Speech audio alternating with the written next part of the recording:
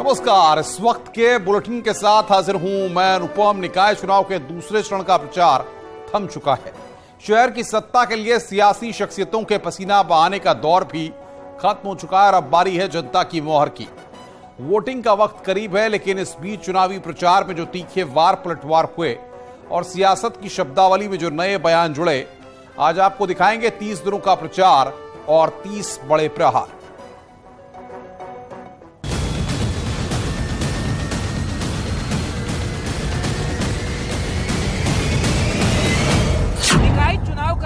फैसले की घड़ी की तरफ बढ़ रहा है। दूसरे चरण की वोटिंग के लिए अब बहुत कम वक्त बचा है। इस बार शहर की सत्ता हासिल करने की खातिर तमाम दलों ने पसीना बहाया। निकाय चुनाव के लिए तमाम सियासी दिग्गज चुनावी रण में प्रचार करते दिखाई दिए। चुनाव के ऐलान के बाद से ही शुरू हुई बयानबाजी प्रचार के खत्म होते होते बेहद तीखी हो चुकी है। आज आपको पिछले 30 दिनों के प्रचार में किए गए 30 बड़े सियासी प्रहार दिखाएंगे और सुनाएंगे। ऐसे बयान जिन्होंने सिर्फ सियासी सरगर्मी ही नहीं बढ़ाई, बल्कि नए शब्द भी गढ़ दिए। निकाय चुनाव के प्रचार में सीएम योगी ने ताबड़तोड़ प्रचार भी किया और तीखे प्रहार भी किए। सीएम योगी ने एसपी और बीएसपी की कचरे की सफाई की बात कह दी। ये 6 करोड़ लोगों का अपमान है। इन मतदाताओं का अपमान करने का प्रयास हो रहा है। ये कूड़ा नहीं, ये सपा बसपा के कचरे को साफ करने का चुनाव है। उनकी गंदगी को सफाई करने का, उनकी अराजकता को, उनकी अवसरवादिता को साफ करने का चुनाव है। और इसीलिए इस सफाई अभियान के साथ हम लोगों ने और प्रधानमंत्री मोदी जी ने स्वच्छ भारत मिशन का अभियान भी चलाया। सीएम योगी ने सफाई की बात कही तो समाजवादी पार्टी की तरफ से भी प्रतिक्रिया आई। अखिलेश यादव ने उसी अंदाज में वार पर पलटवार किया। उनसे कहो सॉलिड वेस्ट मैनेजमेंट, बोला तमंचा। बोला नाली गंदी है, बोला तमंचा। वो कहें हिंडन गंदी है, बोला तमंचा। वो कहेंगे गंगा सफाई नहीं हुई, बीओडी सीओडी डिजॉल्व ऑक्सीजन उसका ज्यादा है, तो बोले तमंचा। बीजेपी ने कहा कि मेरठ स्मार्ट सिटी होगा, अलीगढ़ स्मार्ट सिटी होगा।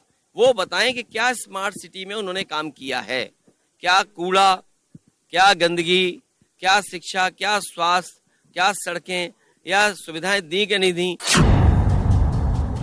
बाराबंकी में निकाय चुनाव के प्रचार के लिए पहुंचे सीएम योगी ने समाजवादी पार्टी के साथ ही बीएसपी पर भी करारा हमला बोला और बीएसपी पर मतदाताओं के अपमान का आरोप लगाया।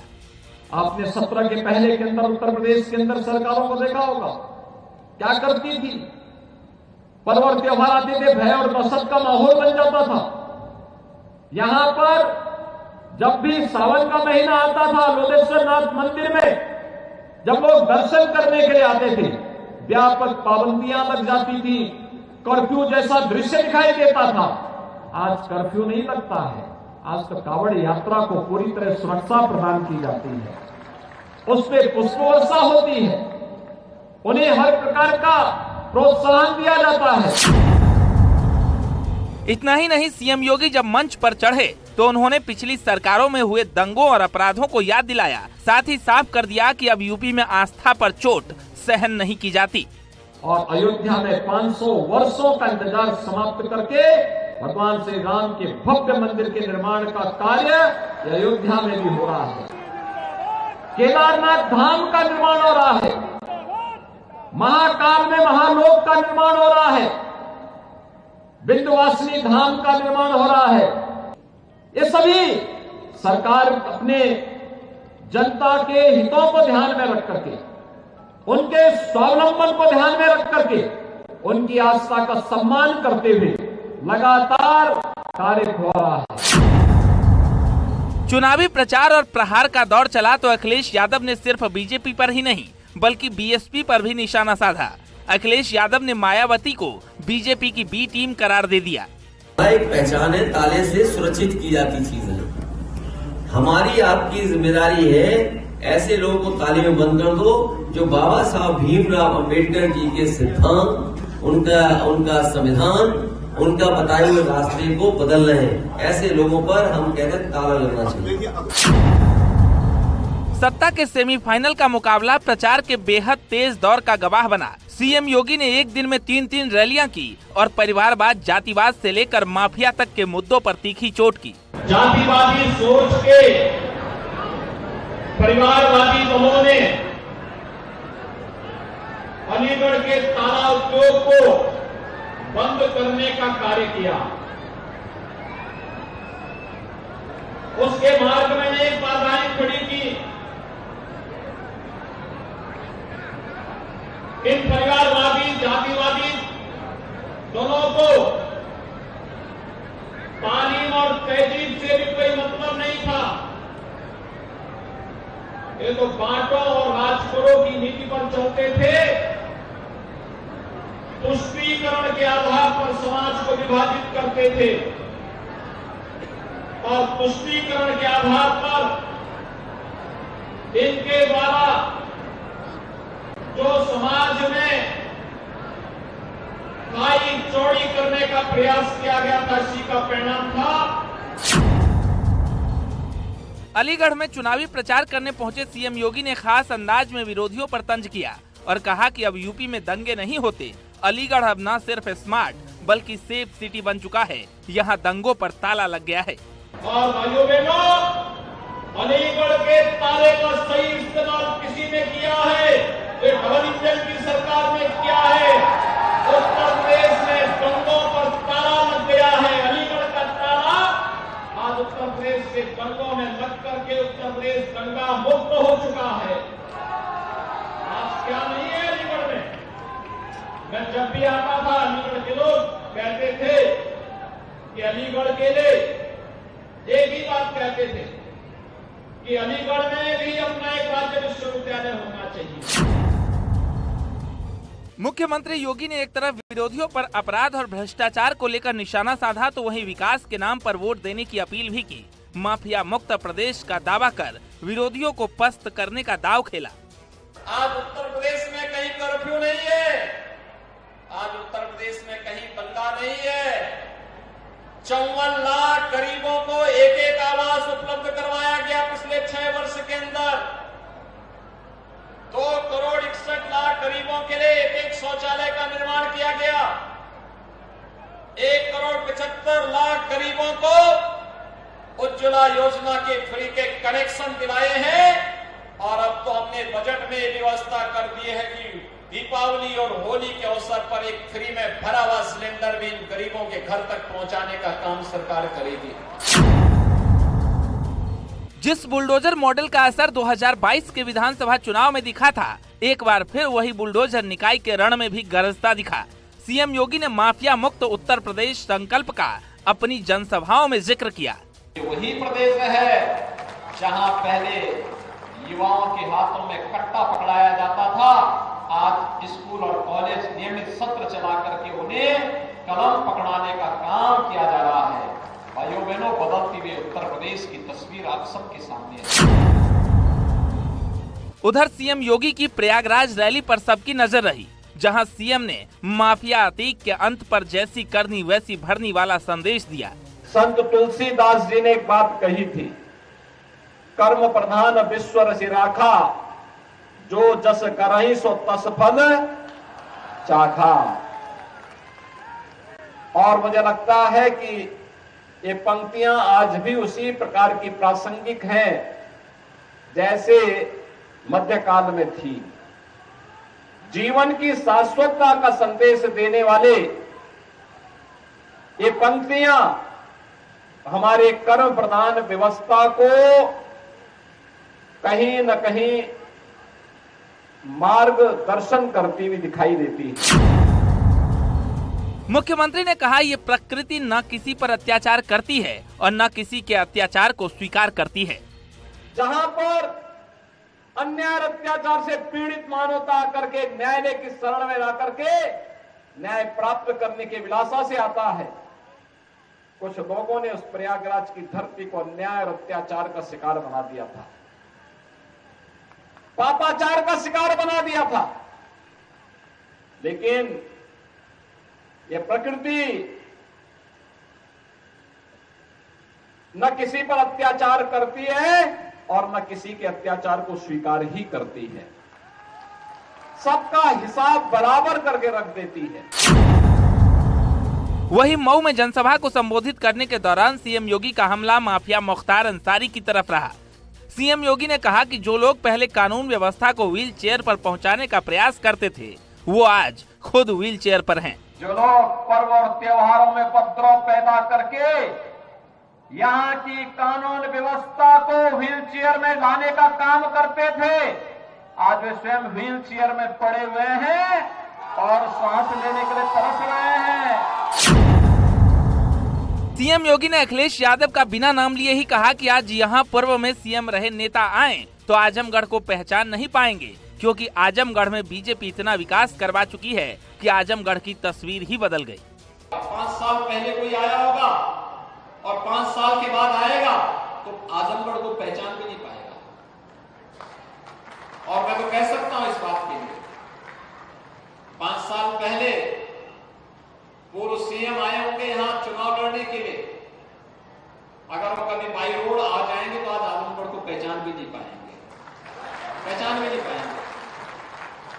भाइयों बहनों, डबल इंजन सरकार की स्पीड और उसके द्वारा डबल स्पीड के साथ जो कार्य किया गया है, इसका लाभ आज आपको यहाँ पे मिला है।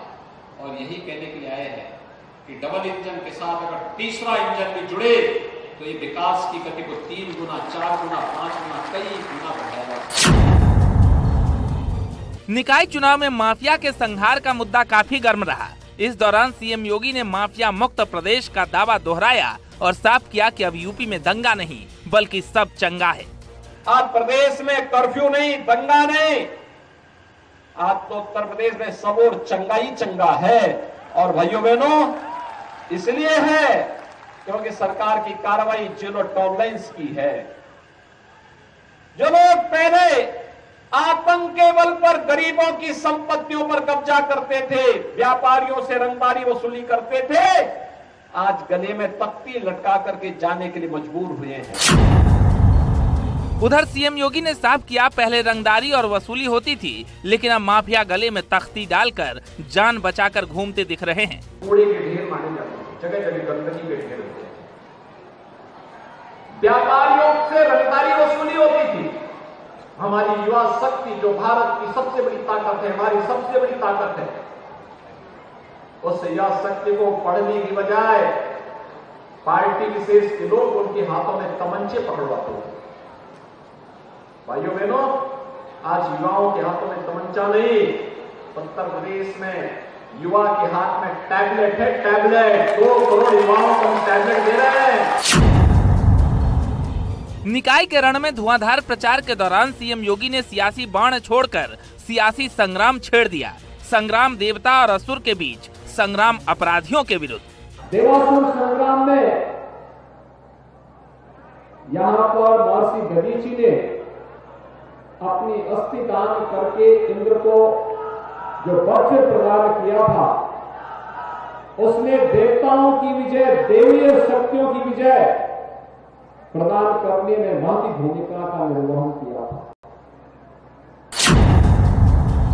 13 दिनों में 65 रैलियां करने वाले सीएम योगी ने सिर्फ सियासी मुद्दों पर ही नहीं बल्कि अपराध से लेकर भ्रष्टाचार और विकास के मुद्दों पर वार किए।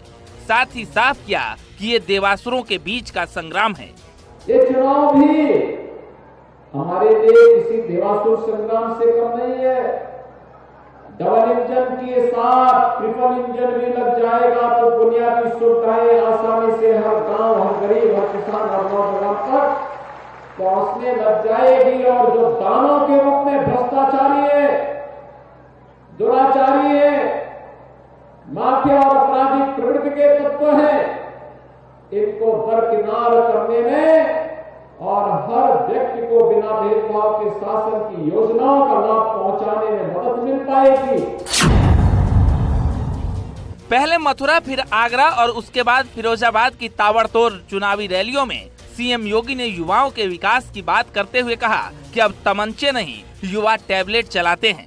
पहले पार्टी विशेष के लोग तमंचा लेकर के घूमते थे, व्यापारियों से वसूली करते थे। आज तमंचा नहीं, आज युवाओं को टैबलेट दिए जा रहे हैं। टैबलेट उत्तर प्रदेश के 2 करोड़ युवाओं को टैबलेट की सुविधा उपलब्ध कराई गई। इस पूरे दौर में समाजवादी पार्टी के नेता आजम खान का भी तीखा बयान सामने आया। आजम खान ने बीजेपी पर निशाना भी साधा और कहा कि जब सरकार बदलेगी तो इससे लंबी लाइन खींची जाएगी। तवे से रोटी पलट जाएगी, कुछ नहीं पता। नाले पार वालों, जिन पुलिस वालों ने तुम्हारे घरों के दरवाजे तोड़े हैं और जिन्होंने तुम्हारी ठोकरें मारी हैं, यही तुम्हें खड़े होकर इसी बूट से सैल्यूट किया है। अब इन्हें मालूम हो गया कि यहां तक नेता ज्यादती करा सकते हैं, अब इससे आगे की आने वाली सरकार कराएगी।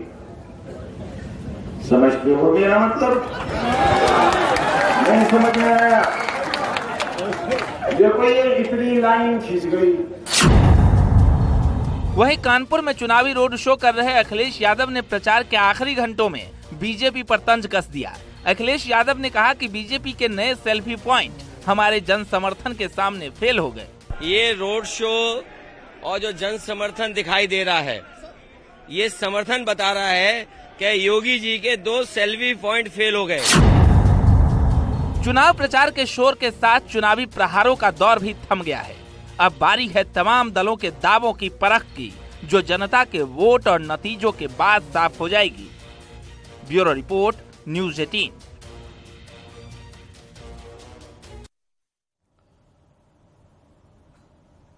निकाय चुनाव में दूसरे चरण का प्रचार खत्म हो गया है। समाजवादी पार्टी के अध्यक्ष अखिलेश यादव ने कानपुर में रोड शो किया। अखिलेश यादव ने बीजेपी पर निशाना साधा।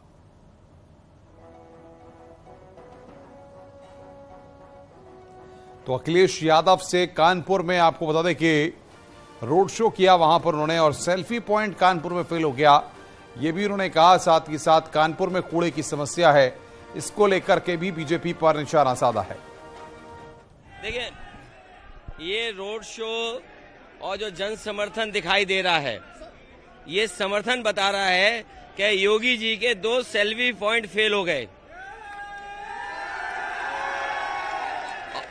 मुख्यमंत्री जी ये बता के गए हैं कि उन्होंने गंगा के किनारे 2 सेल्फी पॉइंट बनाए हैं। ये जन समर्थन बता रहा है कि सेल्फी पॉइंट फेल हुए हैं। समस्या कूड़े की है, समस्या सॉलिड वेस्ट मैनेजमेंट की है, समस्या ट्रैफिक की है, समस्या धूल की है, समस्या इस बात की है कि बिजली का बिल ज्यादा देना पड़ रहा है, आपको हाउस टैक्स ज्यादा देना पड़ रहा है। और जब जन समर्थन जुट रहा है तो बीजेपी वाले जानबूझ करके हमारी यात्रा रोक रहे हैं। आगे पुलिस लगा दी गई है, क्या कहेंगे? आगे पुलिस लग गई है। देखिए, ये प्रशासन की जिम्मेदारी थी कि 2 पार्टियों को अलग अलग रूट दिया जाता है। जानबूझ करके बीजेपी ने समाजवादियों का ये रोड शो या जन समर्थन रोका है, लेकिन ये जन समर्थन रुकने वाला नहीं है। जन समर्थन वोट के दिन बताएगा कि भारतीय जनता पार्टी के लोगों, तुम झूठे हो, तुमने झूठे वादे किए, तुम्हारी मक्कारी इस बार जनता जवाब देगी।